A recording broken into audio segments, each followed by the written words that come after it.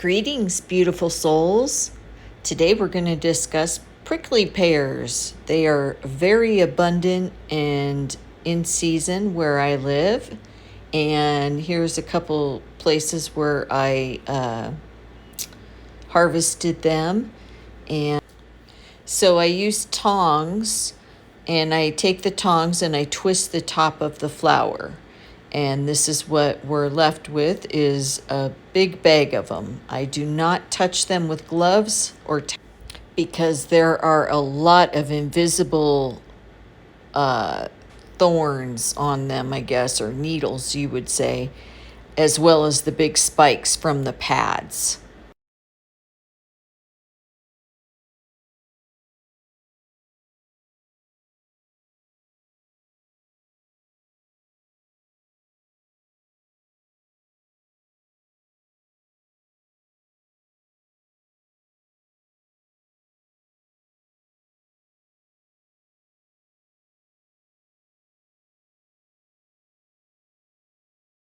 While it was all cool and a little bit moist because we've had some thunderstorms in the southwest here, I decided to go out and harvest a few prickly pear.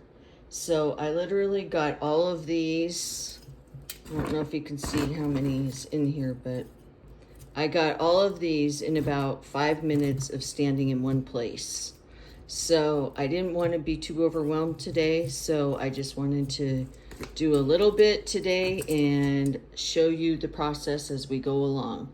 So the first thing we need to do with prickly pear fruit is, first of all, look how beautiful this is. I mean, my goodness, look at the beauty. It's just so beautiful, and they're so perfectly ripe. So, and I took them off the top, so I leave the bottoms for, the coyotes and javelinas and birds and everything. So the first thing we need to do is get these there's a bunch of little almost invisible hairs on these, and they usually come out of the little white things. And I think you can see the little they look like hairs, but they're not. They're actually I don't know what are they called, prickly. They're prickly. So prickly pear. So you can see them also. When I take them off, I just take them off. They just twist off very easily with tongs. And so now I need to get all these off so I can work with them, because I'm not interested in the skins and or the pricklies. So it's the fruit that I'm interested in. So a lot of people use the method of torch, where they'll sit there and torch each one. I've also seen the methods of where you put it in a bucket and you kind of shake it around and they just kind of fall, and then you put the water in and all the needles float to the top. So I got a couple of bugs here. I am going to do I'm going to shake them all up like the water method, and then I'm going to boil them. And I'm going to boil them kind of like they're tomatoes and try to get the skins off that way. And I would imagine that the needles will come to the top as well. I haven't tried it that way, so I'm going to experiment with a small batch today. So I'll take you along for that, and we're going to have some delicious, delicious prickly pear juice. I actually am thinking about running them through my juicer to see how they would do. I don't know if I think I have to get the needles off as much as possible first, but I guess this seeds can be kind of a little bit much too. So I might just run some through the juicer, and we'll see from there too. So if this interests you, come along. Okay, so I'm vigorously hitting the prickly pear fruit against the side to get the needles off. And if you stop for a second, and then you can see them all floating to the top.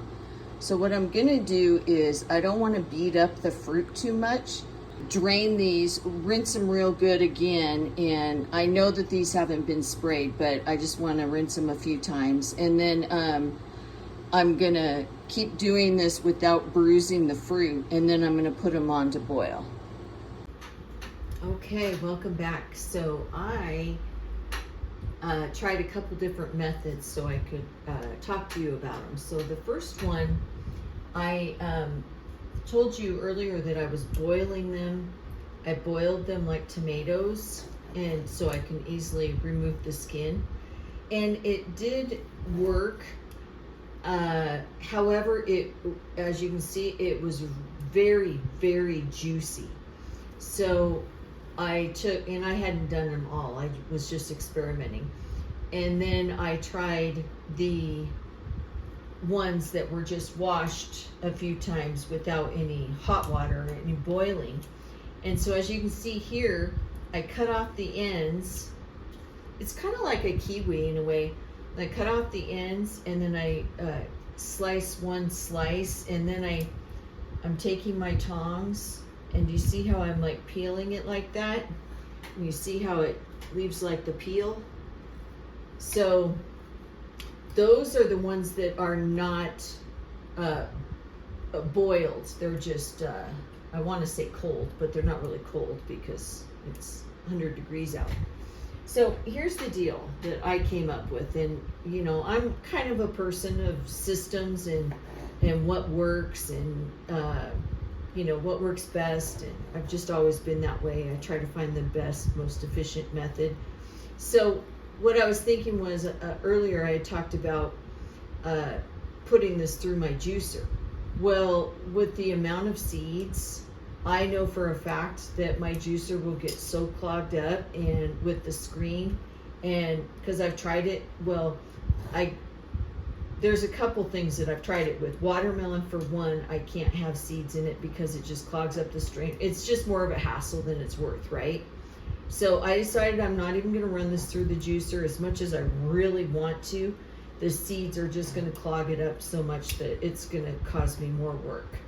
So you'll see that I'm still using the tongs. Well, I could go through and torch every one, or I can just grab each one with the tong, and instead of torching it, and just cut the skins off. So do you see what I'm saying? It's kind of like the other methods, some of these other methods, maybe it's just best to just go this route and then just peel it. I mean, the only way you're gonna be able to do prickly pear without tongs is if you buy them in the store, because they use, I think they use some kind of chemical process to kill them off. And I don't know for sure, but I'm pretty sure they do, because I know that they're not torching each and every one. So, and boiling them, when I did boil them, they did have a lot of, the needles were at the top, but not enough for me to trust to be putting my hands in there. So if you're going to be handling it with the tongs anyway, I mean, for safekeeping, or, you know, just to be safe, why not just do it all, like, why do all the steps? I was even thinking of the main method that most people use, and see how thin that is? The main method most people use is they put it in a bucket, and then they shake it around vigorously, and then transfer it from bucket to bucket. For me, that's a very manual, labor intensive process.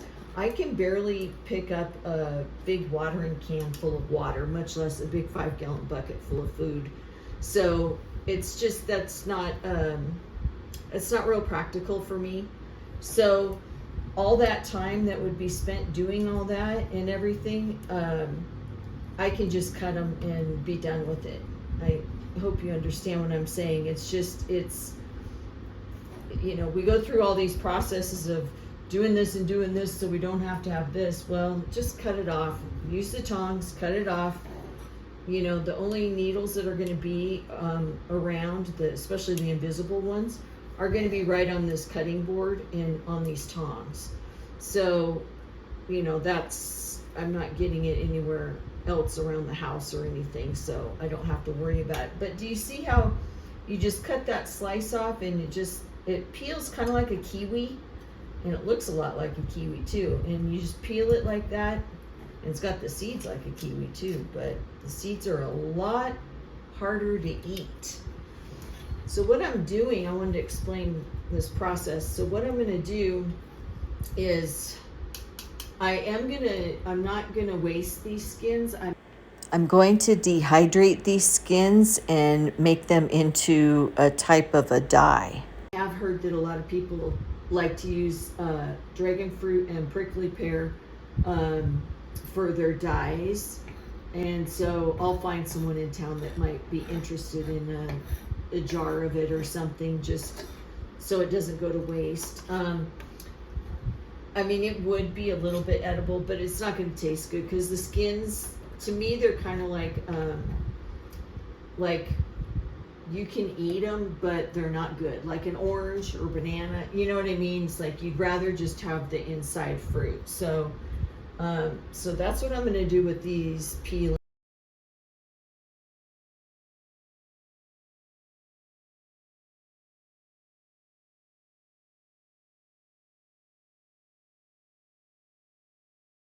You can, the artist can use that as a dye in that way, and they can just reconstitute it with their own medium. And I think that is an excellent idea. I'm going to do that. So thank you for being along with me while I came up with that brainstorm. So look at how beautiful and plump these are. I want to touch it, but I just, you know, those things are such a nuisance. And they're so hard to see. Actually, I do see a couple. But let me see if I can do it with my right hand.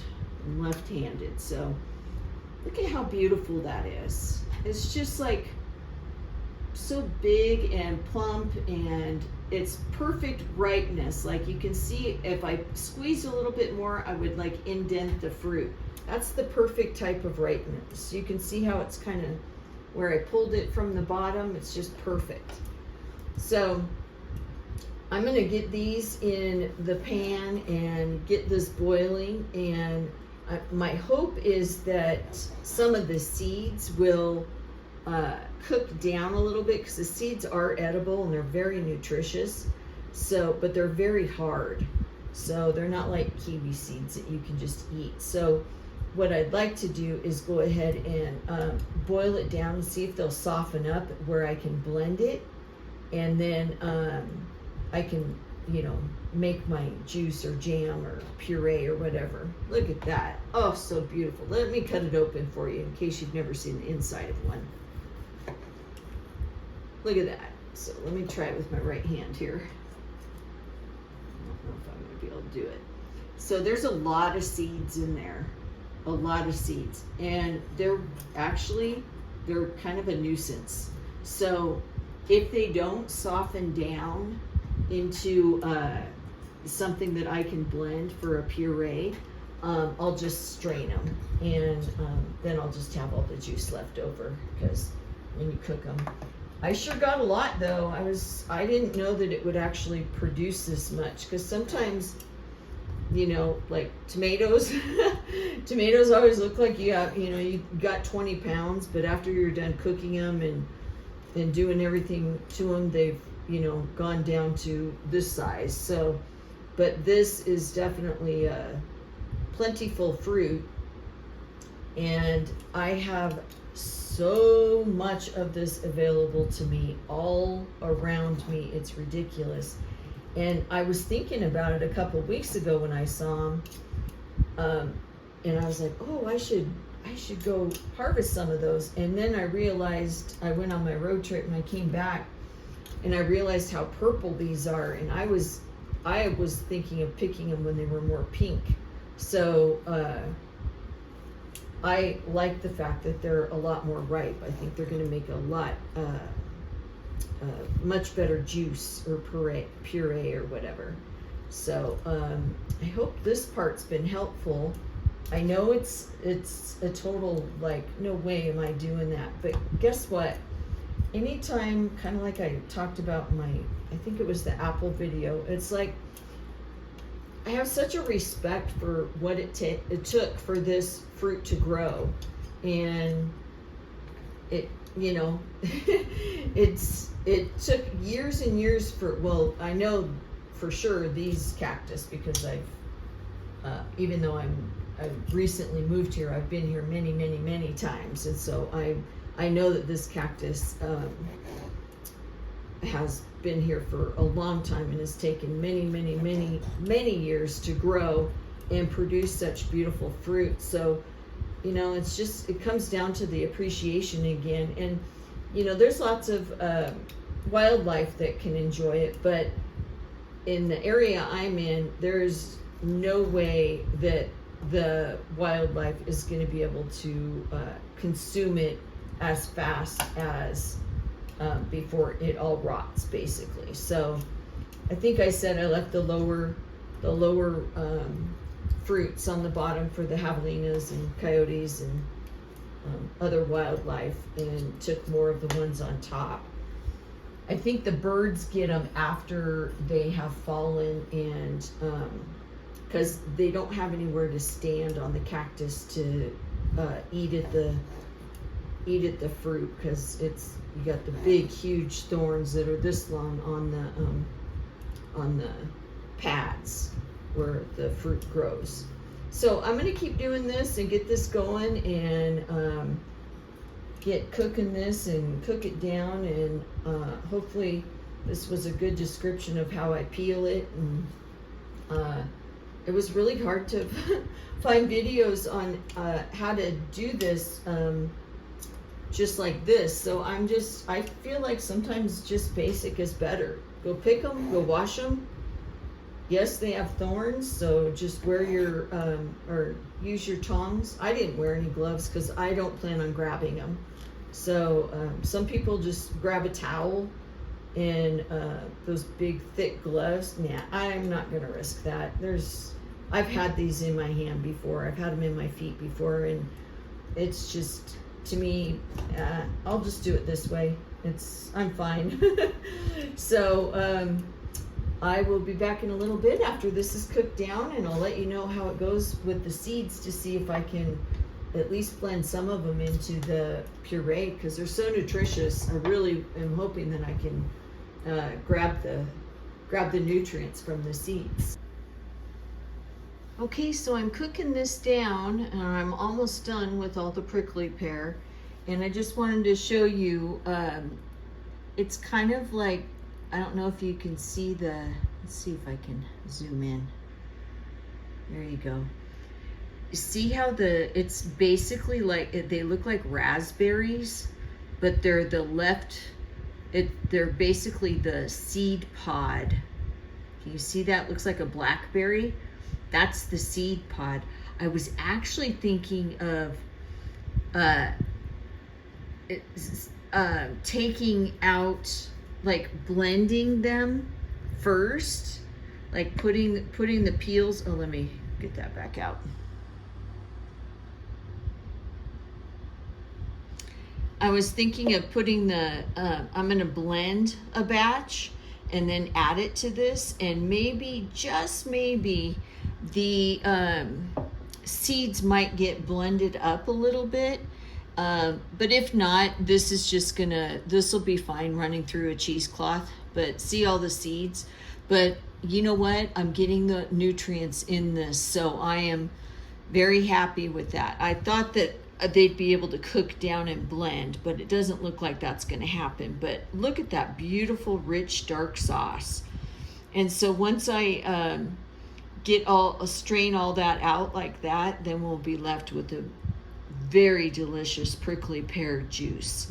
So just filling you in on all the steps and what I was going to do next. I'm going to blend up a batch and put it in and add it in and see how that works with that.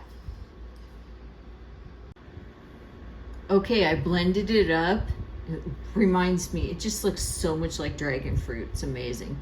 But I want you to really listen to this.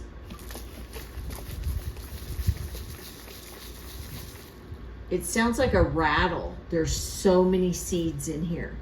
The benefit to keeping the seeds in when I'm cooking, though, are going to be the gelatinous form that comes from seeds, like strawberries, especially because they have all those seeds. It has a natural gelatin in it.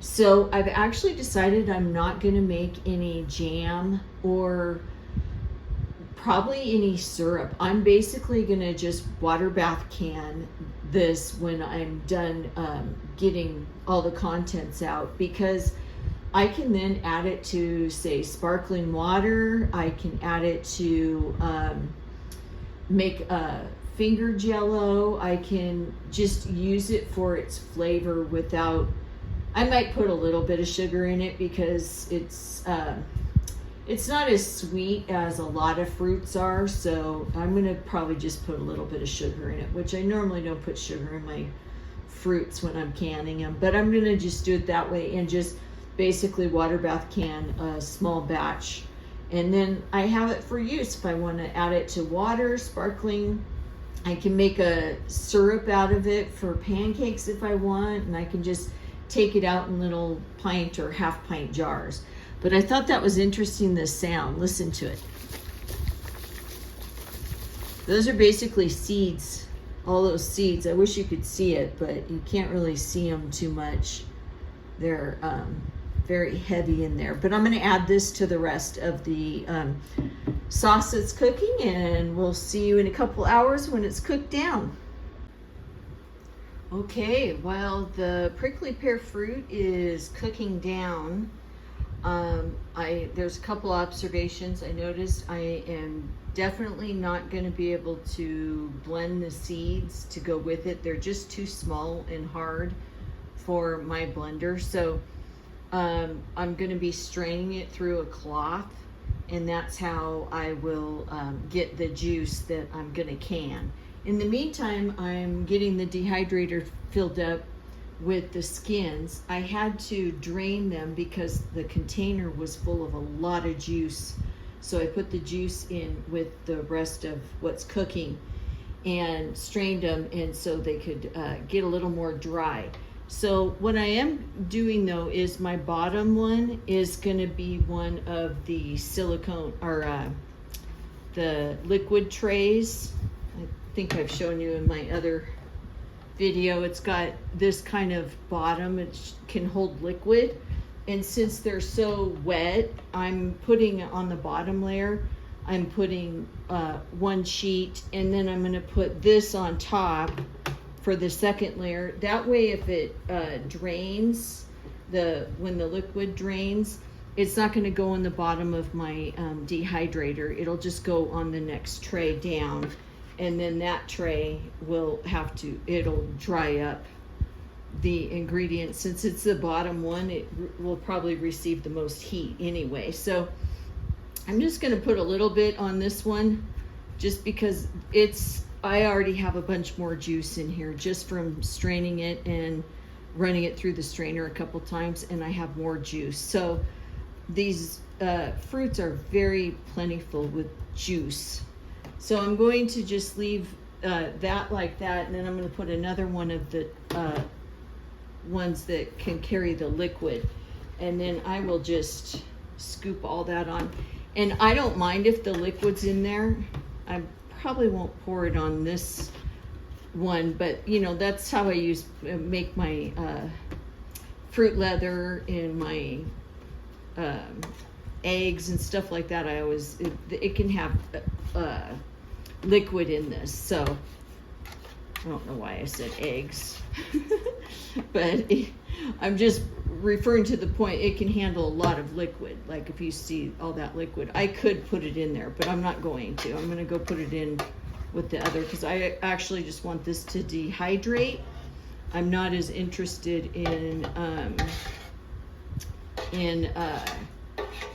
the getting the fruit leather out of it as much as I am the dehydrating part of it, so I can powder it up and use it for a dye for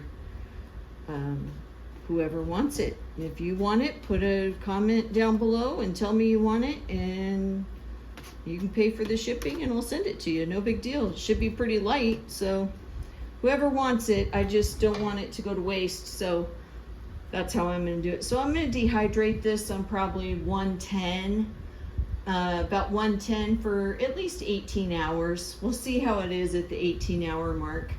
And just thought I'd give you some information on that one. And I am going to find a couple more things to put in here because I like to do a full load of my dehydrator. So I know I have some herbs or something around. I'll go find them before I get the dehydrator going and have a full, that way I have a full use of my dehydrator. So I will be back. Okay, the prickly pear juice is all ready. I did a concentrated version. So a lot of the, say, berry juices that you can, it would, you would add water, and I didn't, excuse me, I didn't add water, so I'm just using a very concentrated version for whatever I might need this for.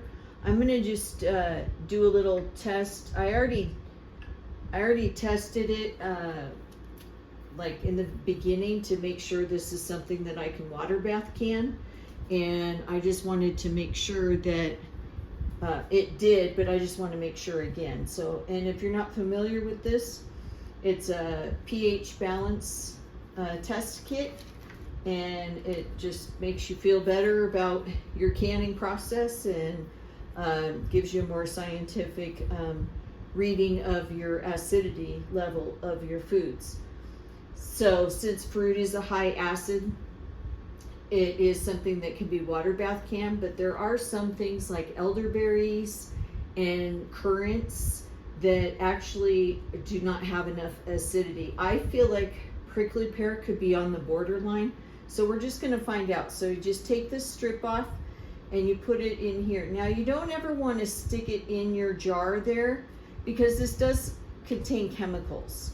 So if you were to just dip it in your product, you're actually, some of that chemical is getting in there. So don't do that. Just take a little bit out, and then you'll immediately, and even though it's red, it doesn't matter what the color of the product is, it is going to give you the acid level. And it's already kind of starting, let me see if this is showing up here. It's already kind of starting to be a 4, and you want it to be at least a 4 and under in order to be able to water bath can. Has to be 4 and under. So as you can see, it's probably more like a 3. So I feel very confident water bath canning this instead of pressure canning. I'm going to water bath can this for 15 minutes in my Nesco cooker.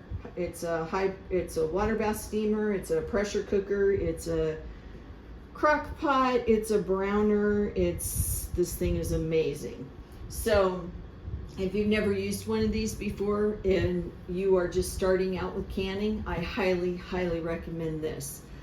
I do know how to do stovetop pressure canning with the pressure canner, but it's just me. So to me, this makes more sense because it's either 5 quarts or 5 pints, you know, and that's all I need. I like variety, so I'd rather have, you know, instead of 10 quarts of one thing, I'd rather have 2 or 3 quarts of different things and do smaller batches. So I really enjoy this. So I'm going to get the lids on, and I'm going to put the hot water in here. I have some water in here already, but when you water bath can, you want to make sure that the water covers your jars. So I'm just going to do this first to make sure, and then we'll find out.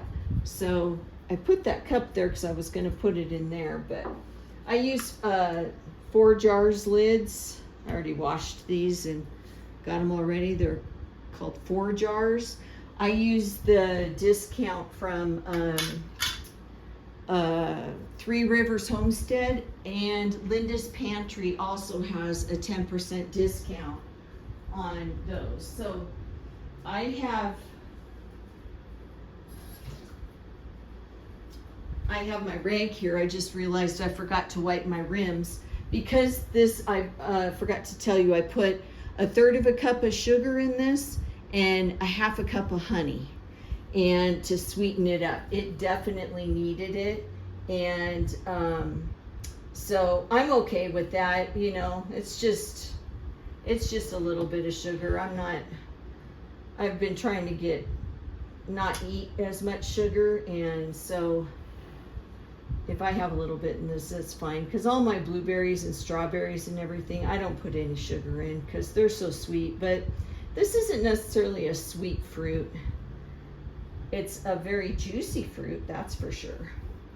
Lots and lots of seeds. Oh my goodness, there were so many seeds. I couldn't believe how many seeds were in that. So just do that. And we're gonna finger tight,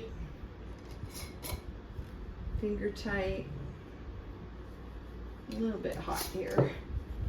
I heated everything through the honey, the sugar, after it was cooked for a long time, and then I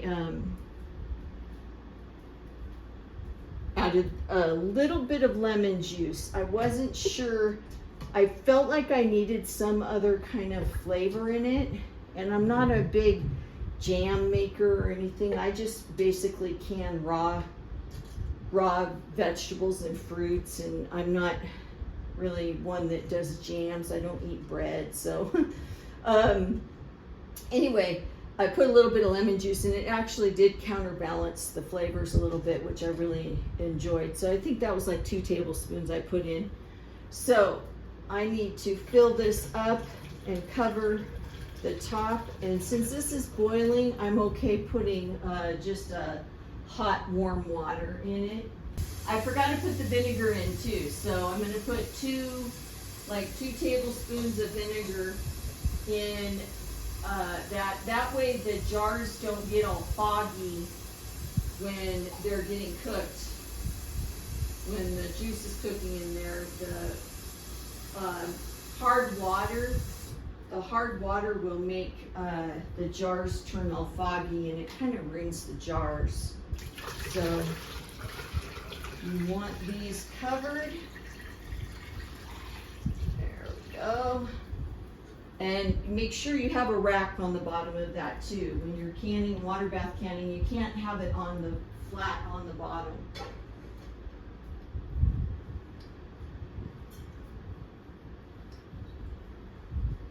Here's my homemade mango pineapple vinegar. Just put a little bit in there, and that keeps the jars from getting all foggy and yucky looking. Okay, if you've never done this before, I'll go ahead and show you. So there's water. Oh, let me see if you can see. You can't see. Let's see if I can do it like this. See how the water is like over the top of that? That's perfect. So then we're gonna do this. Close the lid. I'll put this back so you can see what buttons I push.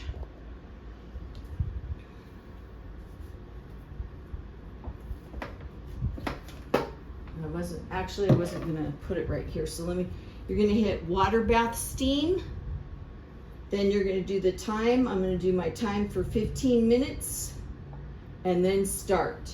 And I'm gonna make sure that my exhaust is on exhaust and not airtight up above here. But please read your directions, you know, don't go by what I say, because I'll always might forget a step in just explaining it. So just make sure you use your handy dandy notebook, which you can see how much I always get it out. I mean, I do this at least 3 or 4 times a week, but I always get it out just to make sure on certain things. I don't water bath can very much. I usually pressure can.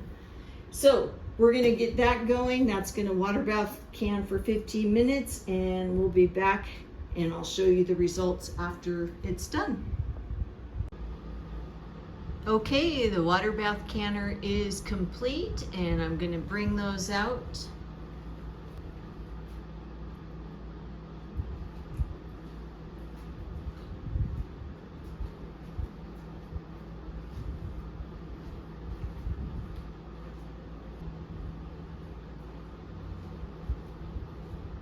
Aren't those beautiful? Isn't that beautiful? Beautiful prickly pear, concentrated prickly pear juice. And you may notice, just in case you're new to canning or whatever, that there's a lot of water on there, and you'll see pretty much everybody will just tip their jar as they're getting it out of the canner. And I don't know who told me, but it was like the first day I was learning about canning, and someone told me to never ever do that, because the like these haven't sealed yet. So once you hear them pop, well, I think this one has, but once you hear them pop, then they seal. And if you're moving them around and you move that food or fluid up to hit it up against the lid as you're dumping the water, it can affect the seal. So just take that and just put a little rag on top and just dampen it off. So hopefully we'll get it, hear a ping. Oh, here, I wanted to confirm with you after this was dried, and I wanted to show you the colors, how it's between the 4 and the 3 here. And anytime you are hesitant about any of your canning or fermenting even, and need to know what the pH level is, you can just get yourself a little kit like this, and it just helps in the process. I also use it when I open canning things as well, so it just kind of helps me know, especially when I first started, I would open a jar that I had already canned and then test it to see, make sure it was the same and everything, but I don't do that as much anymore. Well, I sure hope you enjoyed this prickly pear fest, I guess is what we would call it. It was quite an experiment. It actually didn't take that long. It was a labor of love, but you know, pretty much all fruits to me take a lot of time, just because each one's so individual. And this was just different because you use tongs and a knife instead of your hands. So I'm not sure if I'm going to do any more. I just more like having a variety in my pantry, and I think if I made jam, I would definitely harvest a bunch more, because I see prickly pear jam and jelly around town all the time. So, but I'm just, I love jam, but I just don't have a healthy enough bread that I can eat right now. If I did, I'd be in big trouble, because I'd be making a lot of jam. So, but this is going to be great. I'll add it to boiling water for tea. I'll add it to my sparkling water for, like a fake mocktail. And I'll add it to my regular water for some flavoring. So I'm pretty excited about it. And the peels won't be done till at least tomorrow. So I might, if I have time, I'll put the end of the clip, I'll show you the final product of that. But if not, it's just going to be a powder, and it's going to be probably the same color. Actually, I just checked on it, and it looks like it's going to have a lot more bright fuchsia in it. So it's actually going to be a beautiful color.